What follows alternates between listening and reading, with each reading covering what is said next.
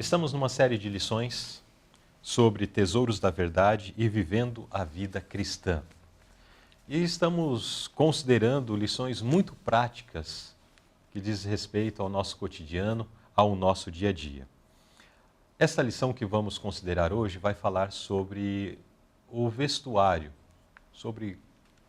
e não apenas o vestuário, né? Existem algumas outras questões que são abordadas também, mas que diz respeito aí à nossa aparência.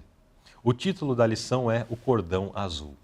Apenas para contextualizar essa expressão cordão azul, nós temos na história do povo de Israel, quando Deus tirou eles do Egito rumo a Canaã, percebemos que Deus procurou estabelecer uma série de reformas no meio do povo.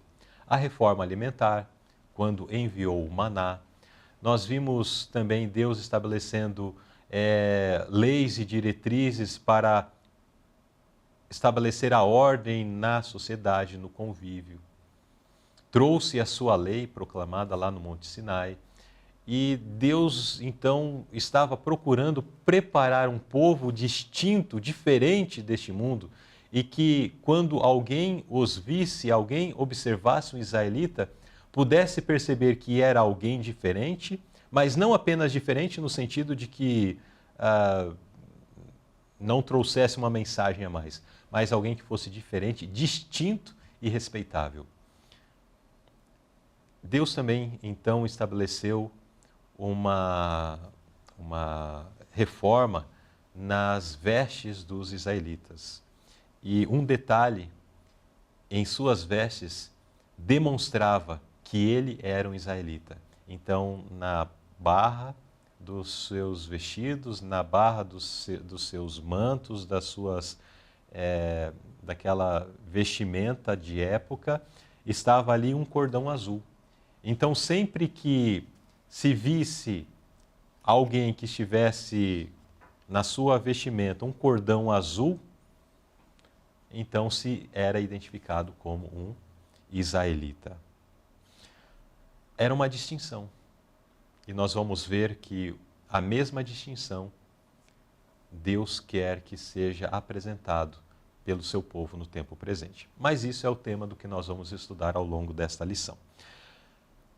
O verso áureo nos diz assim: portanto, quer comais, quer bebais, ou façais qualquer outra coisa, fazei tudo para a glória de Deus. 1 Coríntios, capítulo 10, verso 31. E o pensamento da inspiração ainda nos diz: como em todos os outros aspectos da vida, é nosso privilégio honrar nosso Criador, também no vestuário. Ele deseja que nossa roupa não seja apenas limpa e saudável, mas apropriada e conveniente.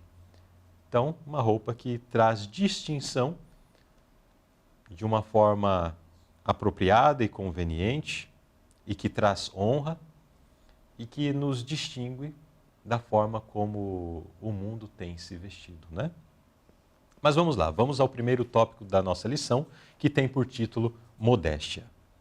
Irmão Tiago, de que modo e por que a palavra de Deus, a Bíblia, descreve a modéstia como um dever cristão? Então, primeiro, de que modo é descrita a modéstia como um dever cristão? E depois, por que descreve dessa forma? Deus ele apresenta aqui três aspectos importantes que nos evidenciam o modo pelo qual ele nos fala. Ele fala que nós devemos nos vestir com um traje honesto, que tenhamos pudor e modéstia. Então, ele diz, olha, que vocês se vistam com pudor, modéstia e decência. Eu geralmente acrescento outro ponto.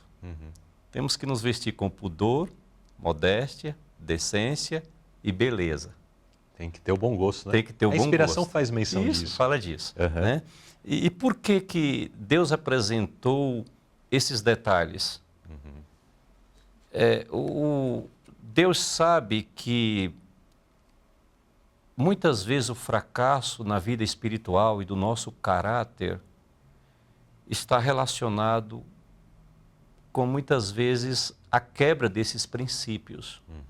Então, muitas vezes nós somos tendentes a buscarmos nos vestir de maneira que quebrem valores cristãos de Deus, e aí depois muitas vezes vem aquela queda nos aspectos espirituais. Então Deus, tentando nos advertir, Ele já nos trouxe esse detalhe tão importante para nós, né? Certo. Muito bem. Então nós vemos que Deus se preocupou com isso.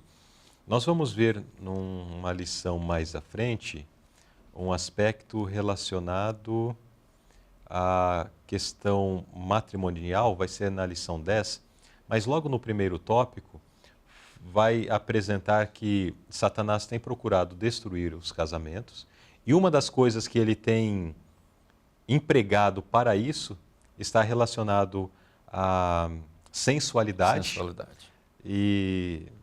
E o que a sensualidade busca promover, né? Sim, sim. E a sensualidade está intimamente ligado à questão do vestuário. Mas alguém pode dizer assim: a maldade está no coração de quem vê e pensa o mal. Mas se eu não estou vestindo uma roupa de acordo com a vontade de Deus, eu estou sendo um agente de Satanás para despertar a maldade no coração da outra pessoa. Eu tenho culpa nessa situação. Sim, sim. Agora, se trajando uma roupa honesta, decente, com pudor, com modéstia, e a pessoa ainda assim desenvolve pensamentos maus, aí sim é um problema dele para com Deus. Agora, se através do meu vestuário eu estou, por algum aspecto, seja do descobrir o corpo, seja de uma roupa mais reveladora, né? Roupas apertadas, isso tanto para homem quanto para mulher. Às vezes pensamos que essa lição é só para as nossas irmãs. Não, essa lição é para homens e mulheres, porque essas roupas, elas são ofertadas pelo mundo a ambos os sexos, né? Sim. E a forma como ou aquilo que nós escolhemos para vestir e nos vestimos, a reação que produzimos em quem nos vê, nós somos participantes disso, né? Perfeito. Então, se inspiramos, através de um vestuário, um senso de respeito e tal, ok, louvado seja Deus por isso. É a glória de Deus sendo manifestada ao mundo. Agora, se por outro lado, pela vestimenta, nós damos uma conotação voltada à sensualidade, aí nós estamos fazendo a obra do inimigo e sendo trevas onde deveríamos ser luz.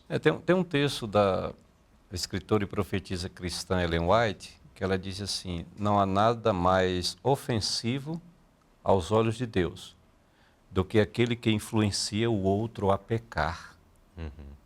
Então, se muitas vezes nós falamos, ou nos vestimos, ou nos portamos de tal maneira que os sentimentos pecaminosos ou a tentação seja despertada naquele que nos vê, nós também temos uma participação nisso aí, nós estamos errando também.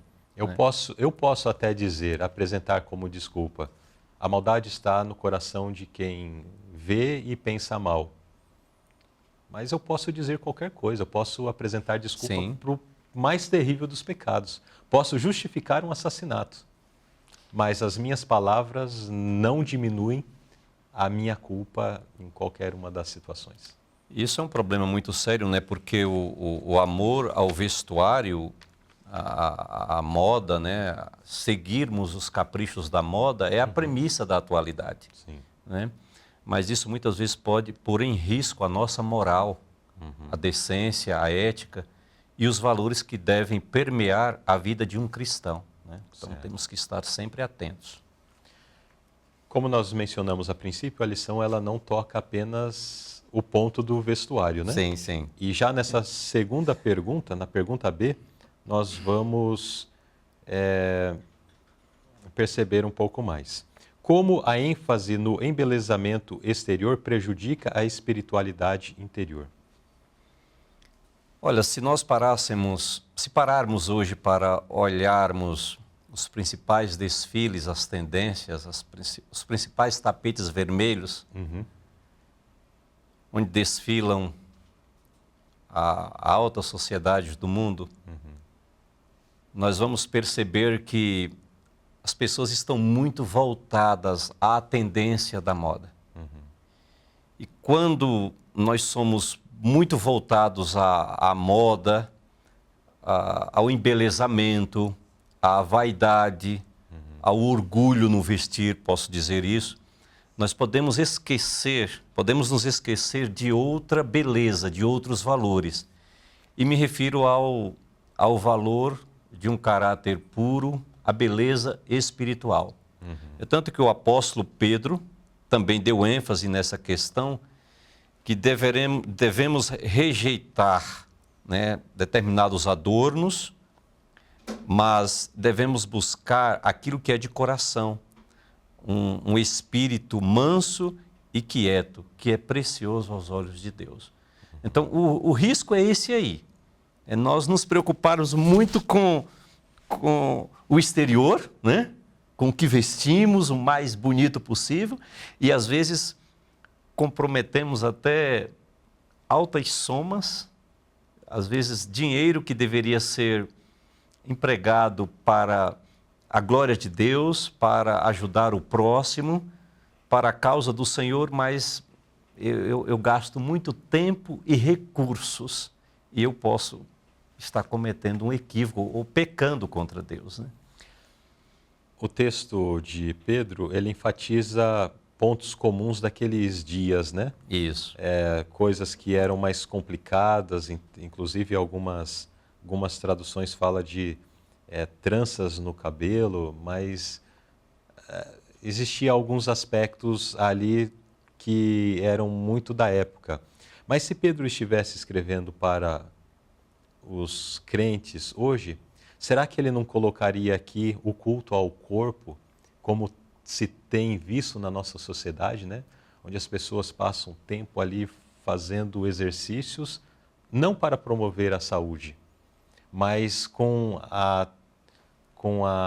o desejo ou com o propósito de deixar o corpo bem trabalhado para que depois ele coloque uma roupa mais justa ou não a use, né? Para mostrar e atrair os olhares. Então, porque isso está relacionado a um embelezamento externo, né? Isso. Mas comprometendo da mesma forma a espiritualidade. Quantos se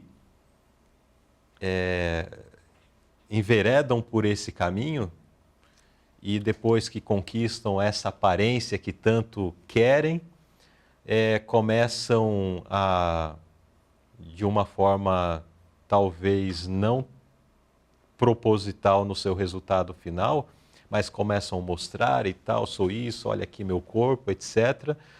E Satanás tem seus agentes por aí, né? Que falam, nossa, você é bonito, você é musculoso, você é isso e tal, quero ficar com você. A Bíblia, Deus ele é muito enfático em combater a idolatria. Né?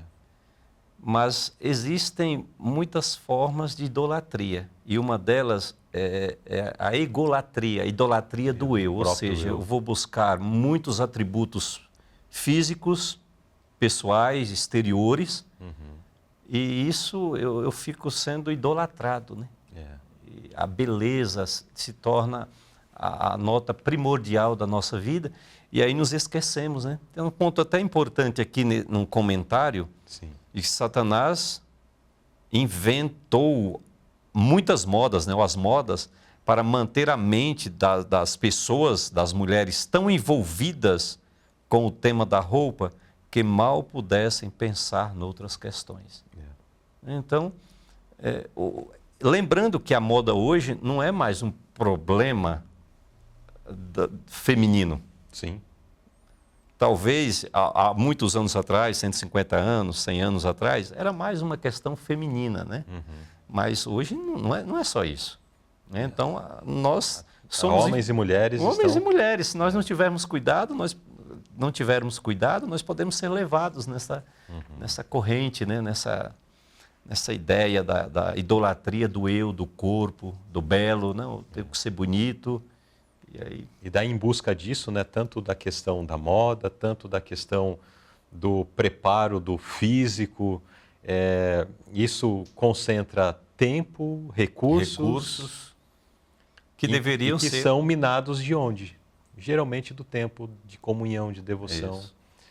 A pessoa fica 1 hora, não sei quanto tempo exatamente, numa academia trabalhando o corpo, ou dentro de um shopping procurando a roupa da moda, 1 hora, 2 horas, 3 horas, sei lá quanto tempo, mas quando ela se ajoelha para orar com alguém e essa pessoa passa dos 2, 3 minutos de oração, ela se cansa.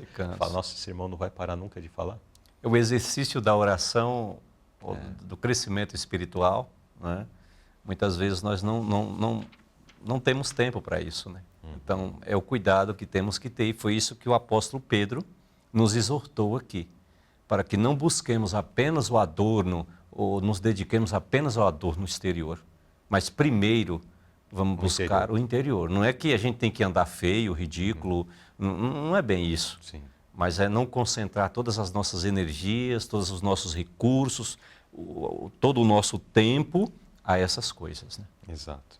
Então, nesse primeiro tópico, nós aprendemos acerca da modéstia, que é uma das características da vestimenta do povo de Deus. Isto tanto para homem quanto para a mulher. Vamos enfatizar bem isso porque, apesar de os textos trazerem muito uma expressão mais voltada ao público feminino, mas como bem mencionou o pastor Tiago, esta é uma questão que tem envolvido ambos os sexos e precisamos estar alertas para que nós não venhamos a incorrer numa coisa tão supérflua, mas com capacidade suficiente de tirar multidões do céu. Perfeito.